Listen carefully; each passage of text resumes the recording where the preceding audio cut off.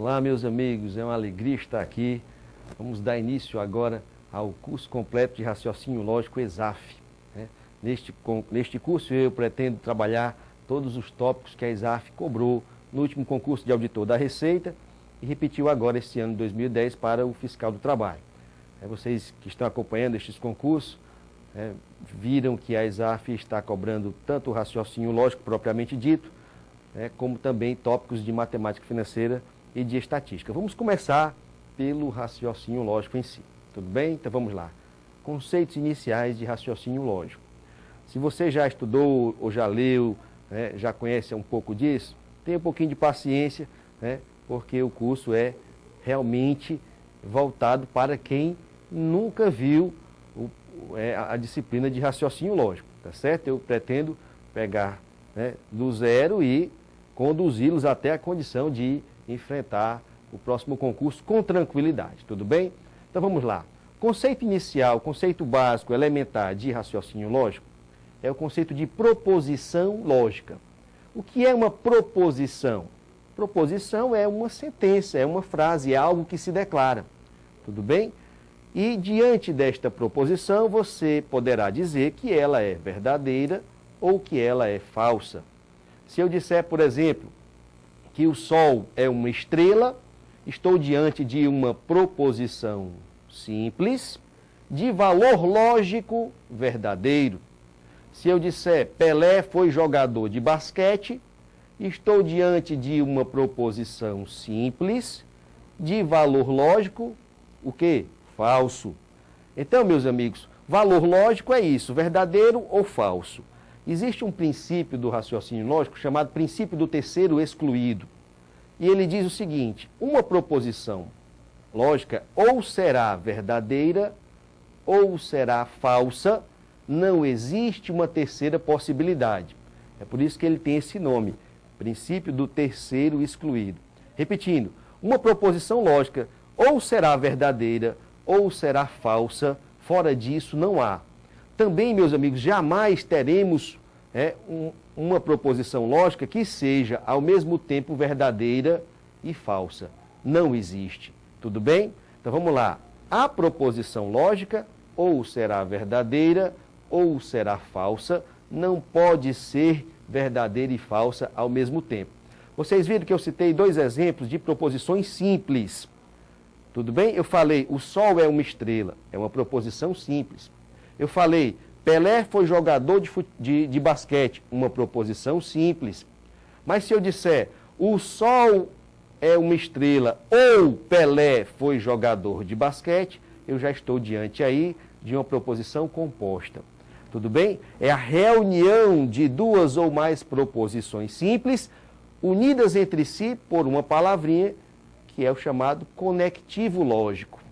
Tudo bem? Então, haverá proposições compostas, haverá estruturas em que estará presente o conectivo ou, haverá estruturas em que estará presente o conectivo e, haverá estruturas com a construção se, então, haverá estruturas com o conectivo se e somente se, e o que nós precisamos fazer é conhecer o nome e o funcionamento de cada uma dessas proposições compostas. Como é que elas funcionam? Como é que eu saberei que uma proposição composta será verdadeira ou será falsa, de acordo com o conectivo que estiver presente?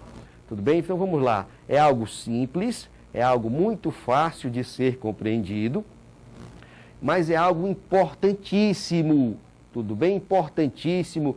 A ESAF jamais deixa de colocar em prova uma questão, no mínimo uma questão, que exige esses conhecimentos elementares que vamos adquirir agora. Tudo bem? Então vamos passar para o quadro, vamos conhecer os principais tipos de estruturas lógicas e como é que eles funcionam. Vamos lá. Então, meus amigos, existe um tipo de estrutura que é a chamada estrutura da conjunção. Anote aí, estrutura chamada conjunção é a estrutura do conectivo E. Tudo bem? Então, se eu disser assim, olha aqui para mim, se eu disser assim, Pedro é médico e Maria é bonita, estou diante de uma conjunção. Então, veja, quando você está diante de uma proposição simples, é muito fácil atribuir a ela um valor lógico, dizer se é verdadeiro ou falso.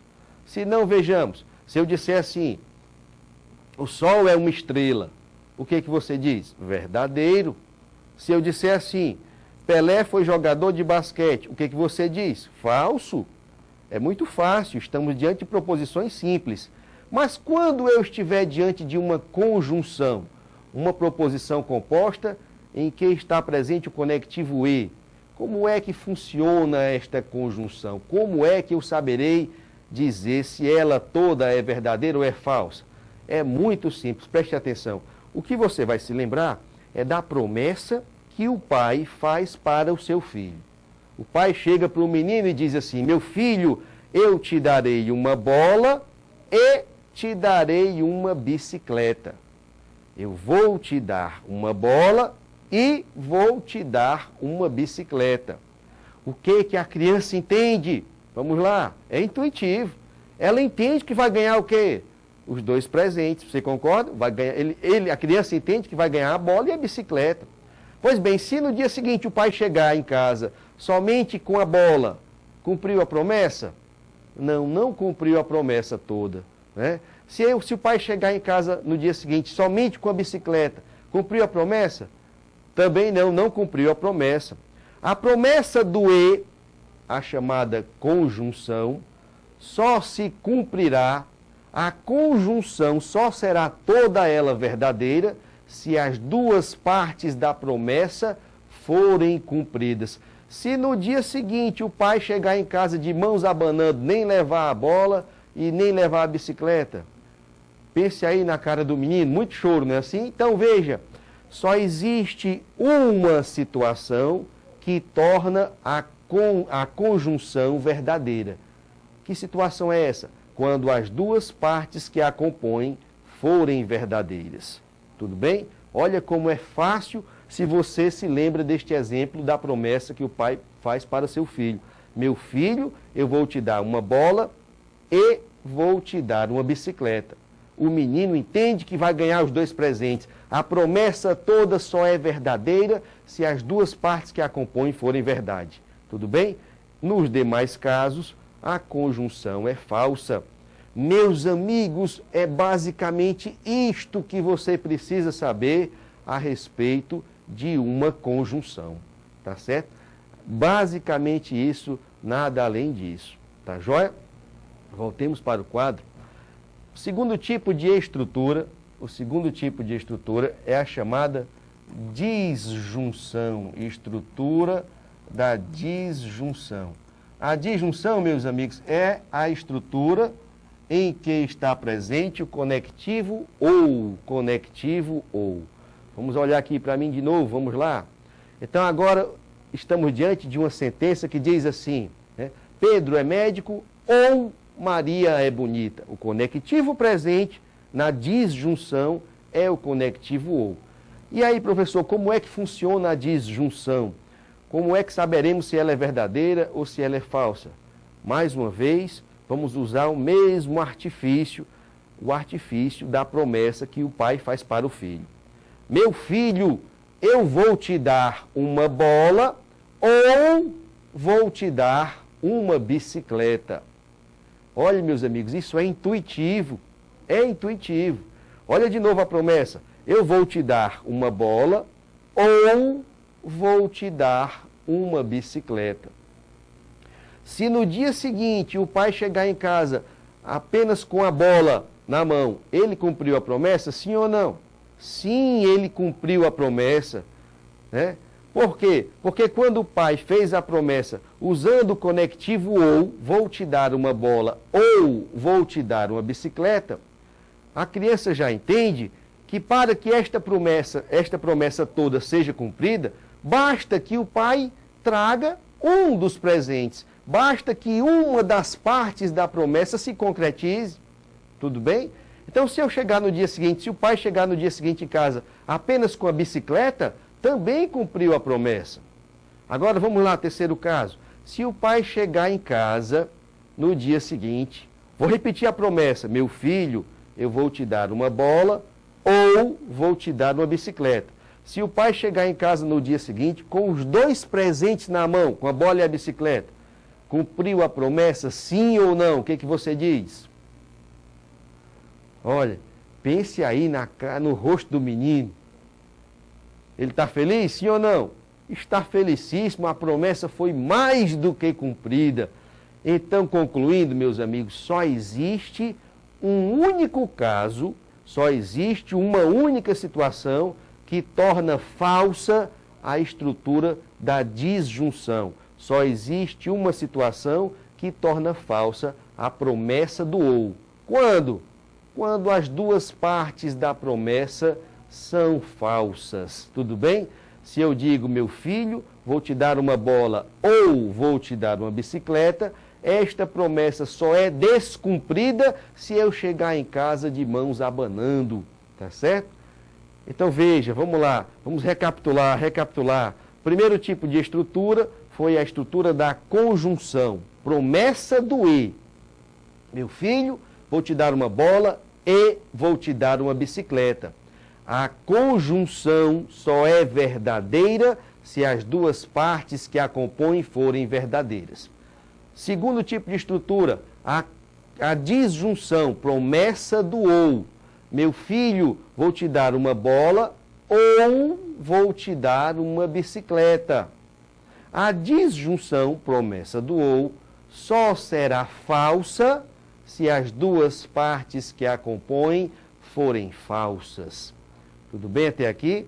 Sim, estão acompanhando? Essas duas primeiras estruturas lógicas, esses dois primeiros tipos, são simples, são fáceis. Você conhece o funcionamento, né, tanto da disjunção quanto da conjunção, né, tanto da promessa do e quanto da promessa do ou, apenas se lembrando desta promessa que o pai faz para o seu filho. Tá certo? Agora vamos lá, voltemos aqui para o quadro. Existe um tipo de estrutura, um terceiro tipo de estrutura, muito parecido com a disjunção, né, que na verdade é um caso particular da disjunção simples e é chamada de disjunção exclusiva. Disjunção exclusiva. A disjunção exclusiva é aquela estrutura em que o conectivo ou se repete. É a estrutura do conectivo ou, tá certo? Então vamos lá, como é o funcionamento dessa estrutura? Você vai se lembrar da seguinte frase: ó. Houve um crime, tá certo? Houve um crime e alguém declara o seguinte: João é culpado. Esqueci o ou aqui na frente, né? Ou João é culpado, ou João é inocente. Ora, esta frase, ela ilustra perfeitamente, né, o funcionamento e o entendimento da disjunção exclusiva. Ora, meus amigos, se houve um crime e alguém está sendo, alguém é suspeito deste crime, se dirá que esta pessoa é culpada ou se dirá que ela é inocente. Uma pessoa pode ser, ao mesmo tempo, culpado e inocente de um crime? Não pode, não pode. Ou ele é culpado ou ele é inocente. De sorte que, se é verdadeiro que ele é culpado, não pode ser verdadeiro que ele é inocente. E vice-versa. Se é verdadeiro que ele é inocente, não pode ser verdadeiro que ele é culpado. Por isso, essa estrutura recebe o nome de disjunção exclusiva. Exclusiva. Por quê? Porque a veracidade de uma parte